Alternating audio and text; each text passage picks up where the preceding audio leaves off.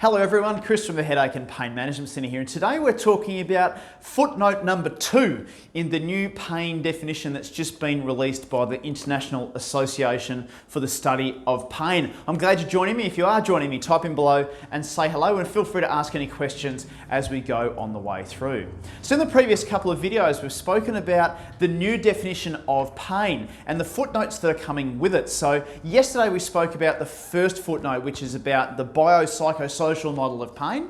And today we are talking about number 2, which is the second footnote, which I'm going to read now so I get it absolutely right for you at home. Okay, so here's the second one. This is actually one for the nerds. Okay, so this is one for the scientists, the one who want to know more about how the nerves work and how our bodies function in terms of pain. So here it is. It says pain and nociception are different phenomena. Okay, I'm going to go through that in a minute. Pain cannot be inferred solely from activity in sensory neurons. Okay, so what the hell does that mean? Okay, so what we need to know is that pain and nociception are two different things. Okay, so nociception is actually the activity within the nerves. Okay, so what actually happens when you have any input coming into your system, say for example if I was to cut my hand, okay, so it's actually a whole bunch of sensory inputs in my skin to tell me what's going on. Okay, so some of those nerves are thermal nerves, so it tells us if something is hot or cold, or too hot or too cold. There's things called mechanoreceptors, so is it a sharp input? Is it a blunt input? Is another one, okay? There are even ones called adrenal receptors, okay, which can make it more sensitive up or down if you're under stress, okay? So adrenoreceptors. Okay, so there are all these different receptors that can come in through your skin that are taking in all of the inputs from your skin and then sending it up through your spinal cord and into your brain for processing. Now, there used to be a picture way back in the 1500s, which was used well into the 19th century and 20th century, that spoke about, and you might see it, it actually showed a man with a foot on the fire, and it had a wire that went up to the brain and then a wire that came back down with the kind of, little spiky lightning rods coming out of the foot. Okay, so kind of representing that the pain was in the foot and therefore it was happening at the foot. But what we now know about pain, and it shows us in this definition here, is that pain is actually generated 100% of the time by your brain. Okay, so the signals actually pass up through your nerves, up into your spinal cord, and then into your brain for processing. And your brain then makes a decision, do I need pain now or don't I?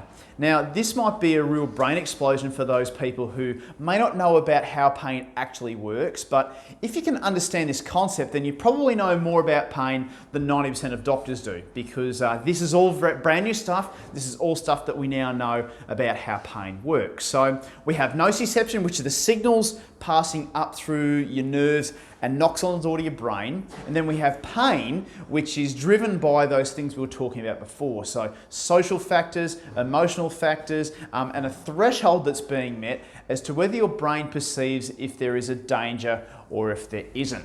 Okay, so this is some pretty heavy stuff, and if you do want to ask me some more questions about this, please ask in the comments below or start a conversation in the link above, because I can explain this more to you and how it might be relevant to you.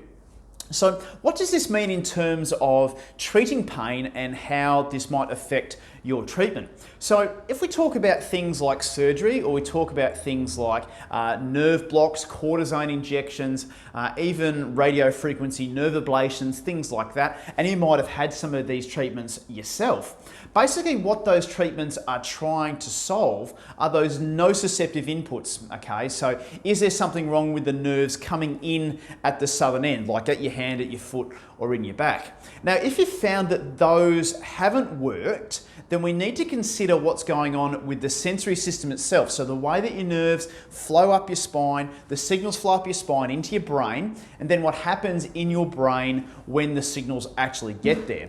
So if you found that you've had a lot of different treatments which have tried to treat the joint, the nerve, the muscle, injection, things like that, and it hasn't worked, then we need to recognize the role of the brain in the way that pain operates. So it's extremely important to consider the brain and how your brain is interpreting things to give you that output of pain, rather than just dealing with the nerves at the source, so to speak. Okay, so that's a really important update with how pain is defined. So pain and nociception are two different things. It's actually dealing with pain as a whole that's most important, not just the nociception that's coming in. So that is a really important thing to understand. Yes, I know that's pretty heavy science talk today. And again, if you've got any questions, please type in below, because I really want people to understand what the difference is between what happens at the source, or where you feel the pain, and actually where pain happens. And where pain happens is 100%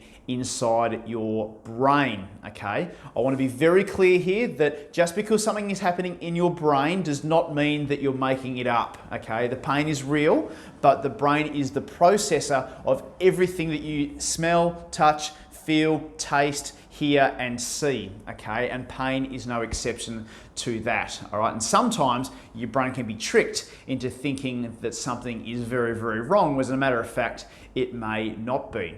This actually leads really well into the next video and the next point that was in the pain definition, which talks about patient experiences with pain and how they need to be respected. So wait around for that video tomorrow and I can talk more about that. If you do have any questions, please type in below. Please click above if you do want to get in touch with me to explain this more for you and your pain, and how we may be able to help these very complex issues out for you. I hope that's been very helpful. Please join me again tomorrow for the next video in this short series about the new pain definition, and I can't wait to share all that with you tomorrow. Cheers and bye for now.